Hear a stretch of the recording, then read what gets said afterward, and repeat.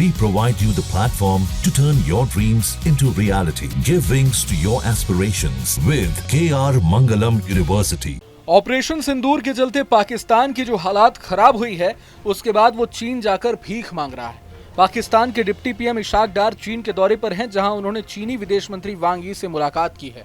पाकिस्तान ने बताया है कि चीन के साथ उसने दोनों देशों में व्यापार, निवेश, कृषि और औद्योगिकीकरण समेत कई अहम क्षेत्रों में सहयोग बढ़ाने पर बात की है।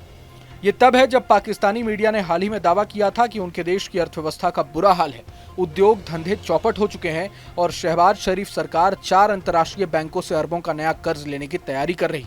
गौरतलब है कि अपनी दुर्दशा दुरुस्त करने के लिए वो पहले IMF से भी भीख मांग चुका है। अब एक तरफ पाकिस्तान अपने आप को बचाने के लिए चीन की तरफ देख रहा है, तो दूसरी तरफ उसकी हालात लगातार खराब होती जा रही है। पाक मीडिया की रिपोर्ट्स बताती हैं कि देश न केवल अपने तय किए गए आर्थिक विकास के लक्ष्यों से पिछड़ गया है, बल्कि एक बार फिर अंतर्राष्ट्रीय कर्जदाताओं के दरवाजे पर हाथ फैलाने को मजबूर है। 3 दिन के चीन दौरे पर गए पाकिस्तान के नेता ने इस दौरान भारत की ओर से चले ऑपरेशन सिंदूर के बारे में भी चीन को जानकारी दी है। असल में भारत ने पहलगाम आतंकी हमले के बाद ऑपरेशन सिंदूर शुरू किया था, जिसमें पाकिस्तान और POK में 9 आतंकी ठिकाने ध्वस्त किए गए थे। भारतीय सेना ने यह भी बताया था कि इस एक्शन में करीब 100 आतंकी मारे गए थे। अब ये तो बात रही पाक को चीन की मदद की, लेकिन बीजिंग में भारत के खिलाफ एक और बड़ा प्लान बना है। चीन ने भारत के साथ तालिबान की बढ़ती करीबी को देखते हुए पाकिस्तान के साथ मिलकर नया दांव चला है। बीजिंग में पाकिस्तान और अफगानिस्तान के विदेश मंत्रियों के साथ हुई मीटिंग के बाद चीन ने ऐलान किया है कि अब चाइना पाकिस्तान इकोनॉमिक कॉरिडोर का विस्तार अफगानिस्तान तक किया जाएगा।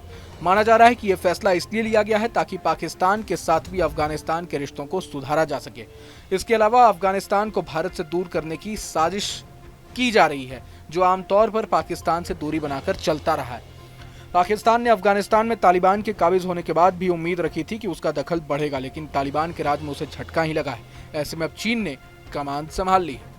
असल में पाकिस्तान के विदेश मंत्री इशाक डार चीनी विदेश मंत्री वांग यी के साथ अफगानिस्तानी समकक्ष आमिर खान मुत्ताकी ने मीटिंग की है। इसकी तस्वीर भी सामने आई है। पाकिस्तान के डिप्टी पीएम इशाक डार ने इस तस्वीर को अपने X हैंडल से पोस्ट किया है और लिखा है कि चीन, अफगानिस्तान और पाकिस्तान क्षेत्रीय शांति, स्थिरता और विकास के लिए साथ खड़े हैं।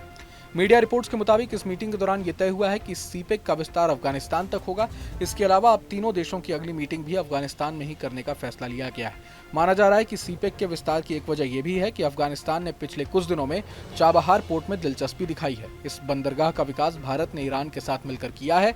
ऐसे में अफगानिस्तान की भारत के साथ करीबी न बढ़े, इसके लिए चीन ने यह दांव चला है। गौरतलब है कि अफगानिस्तान पर तालिबान की सत्ता को मान्यता देने वाले देशों में चीन सबसे आगे था।